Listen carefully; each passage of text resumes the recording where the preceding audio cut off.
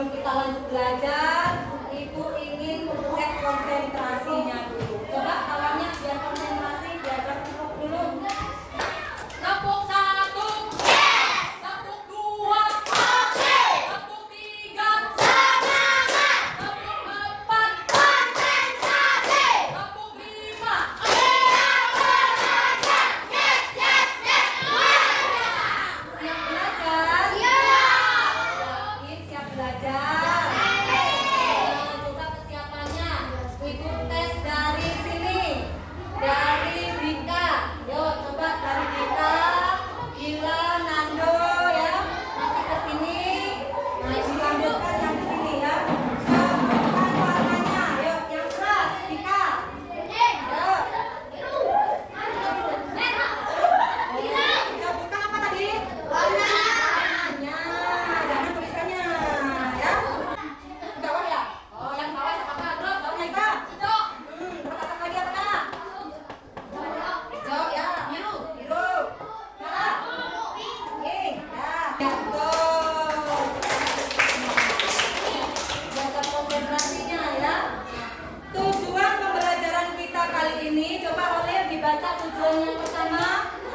Menjelaskan konsep berpikir.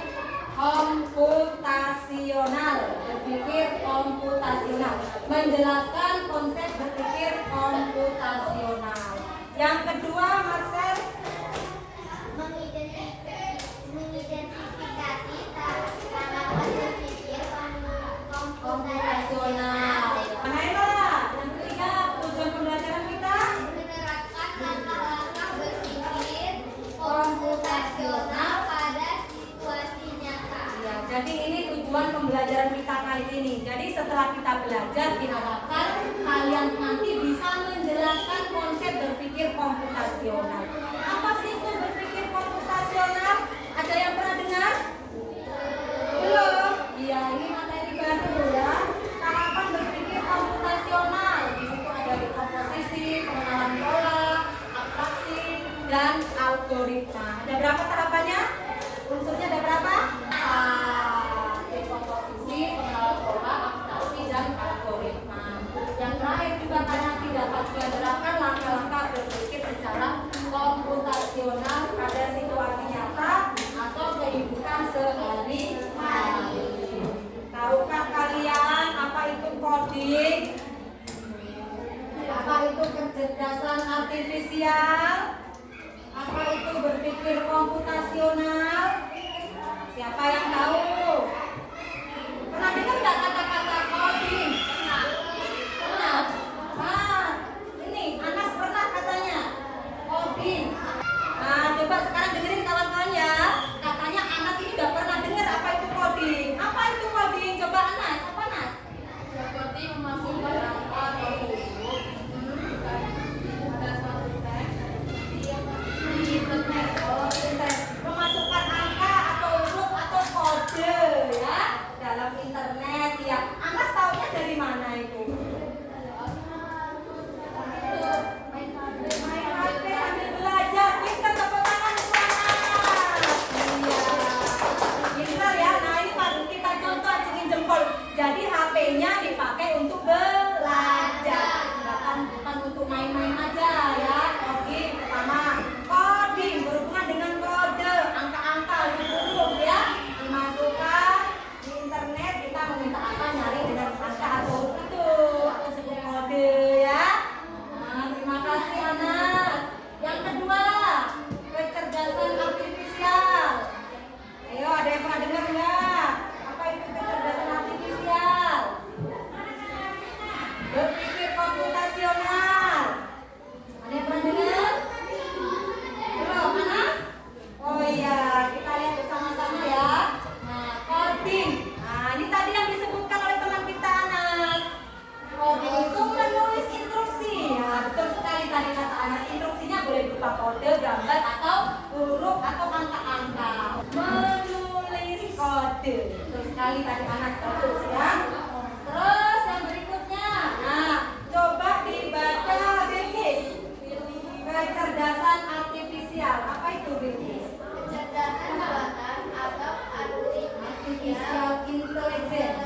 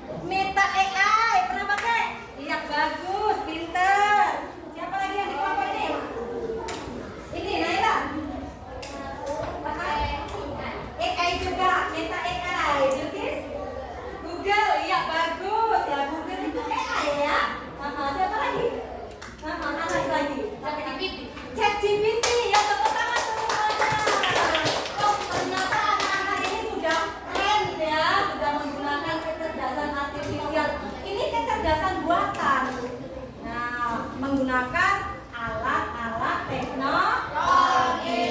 Yang kalian pakai sekarang apa? Handphone ya, pakai HP, bisa pakai komputer ya. Nah, itulah kecerdasan buatan mampu melakukan tugasnya. Tugas yang biasa dilakukan oleh manusia. Selanjutnya, nah, berpikir komputasional. Nara, dibaca Nara.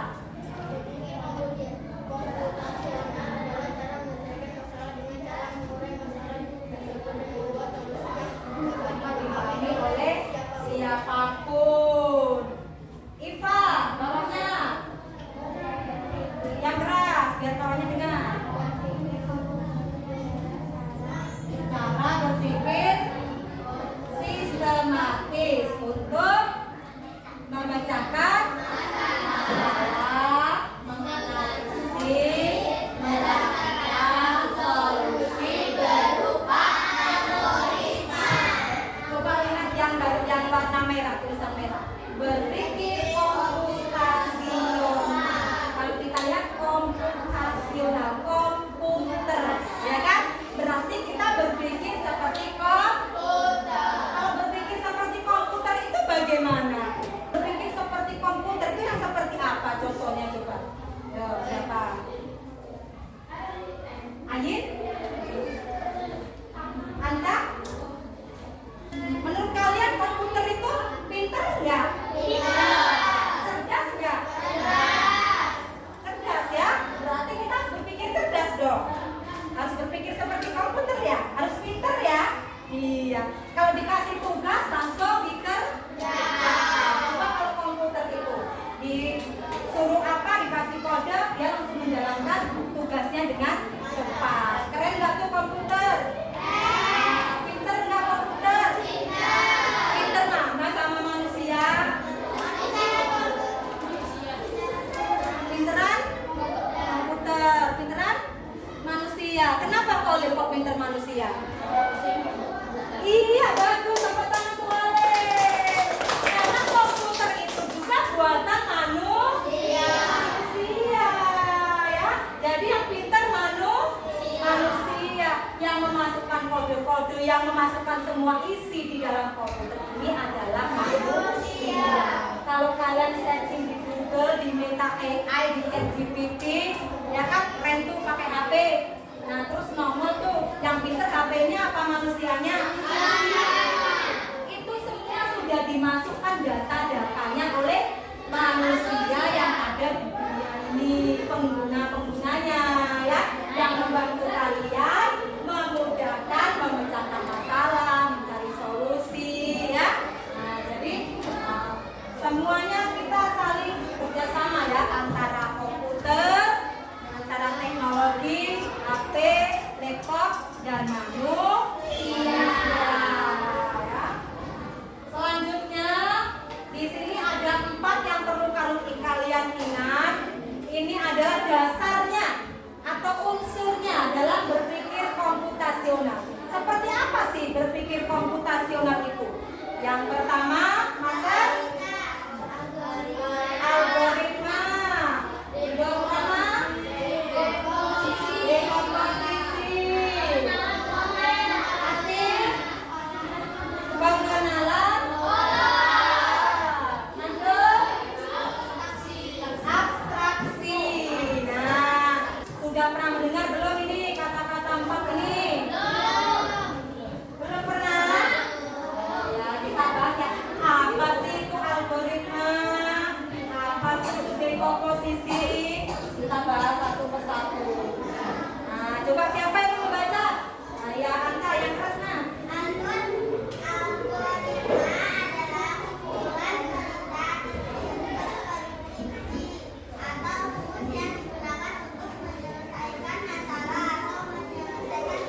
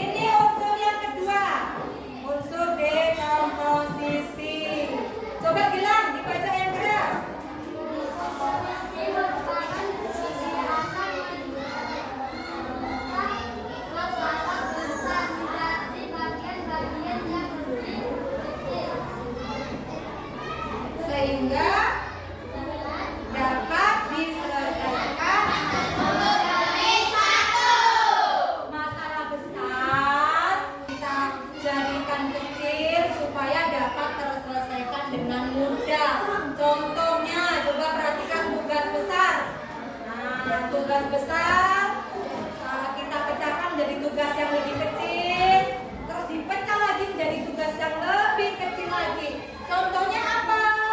Nah, ini ada contoh untuk menghitung matematika ya. Ini kan banyak nih. Ada penjumlahan, perkalian, pengurangan. Nah, kita sisihkan dulu, kita pilih-pilih. Ada lagi contoh lain. Apa nih contoh tugas besar di ruang kelas kita contohnya? Iya, pintar. Apa Anas? Ulangin. Membersihkan kelas. Iya, tepuk tangan, Anas. Berarti benar-benar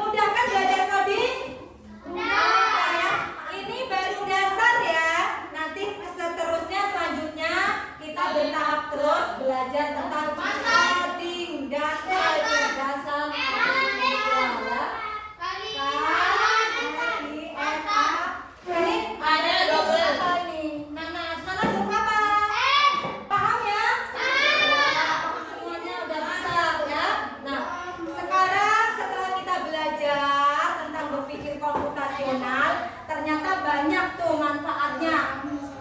Manfaat berpikir komputasional yaitu menyederhanakan masalah yang kompleks dan membuatnya lebih mudah dikelola. Nah, seperti itu. Meningkatkan kemampuan berpikir kritis dan meningkatkan kreativitas.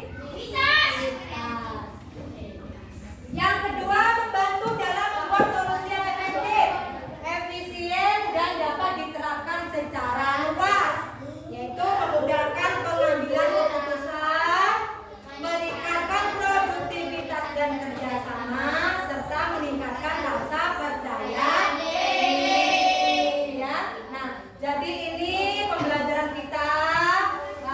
Ibu akan kasih tugas kelompok, ya. Tugas kelompok. Ibu bagikan LKPD. Tapi sebelumnya, apakah ada yang akan bertanya? Siapa yang mau bertanya tentang materi berpikir komputasional? Paham semua? Benar paham ya? Nah, di sini Ibu akan bagikan lembar kerja kelompok ya. Nah, ada perintahnya. Kalian tinggal melaksanakan perintah. Ini untuk kelompok kreatif. Ini untuk kelompok ceria. Ini untuk kelompok hebat. Kerjakan bersama-sama. Bareng-bareng. Namanya kerja kelompok.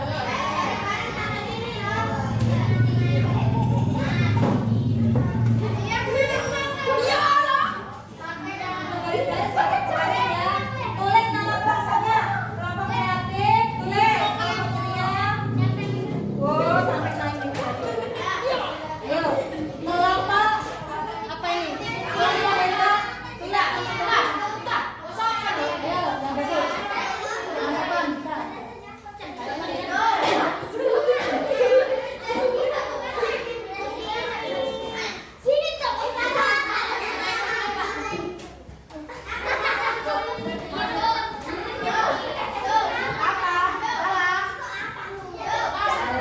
Kan mencoba ya. Papa ayo coba semua. Sekali lagi bantu kawannya. Apa perintahmu? Kamu apa dapatnya?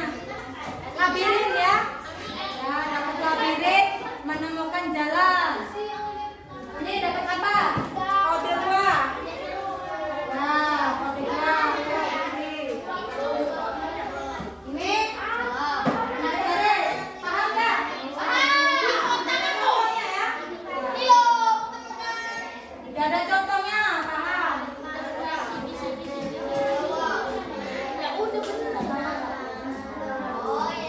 Kelompok ceria, yuk, salah satu. Yuk, Ayim. Yuk kita dengarkan hasil tugas kelompok ya. Dari kelompok hebat dulu. Sini, tanya. Tunjukin kawannya. Nah, Kelompok hebat bermain labirin dengan cara mencari jalan. ya tepuk tangan untuk kelompok hebat. Cerdas bermain kodi warna. Bermain kode warna, menarik garis, atau tunjukin kawannya gambarnya. Ya, ada yang salah garis? Tidak, sesuai instruksi ya. Tangan untuk kelompok kreatif. Ini nah. Mencari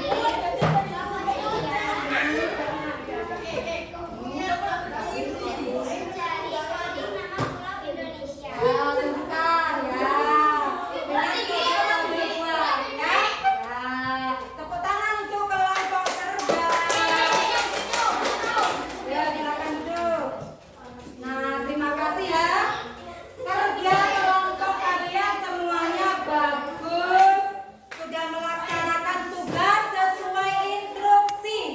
Jadi semua hasilnya baik. Ya, tepuk tangan untuk kita semua. Ibu ada kasih permainan ya. Permainan apa ya? Yang kalian tadi lebih cepat.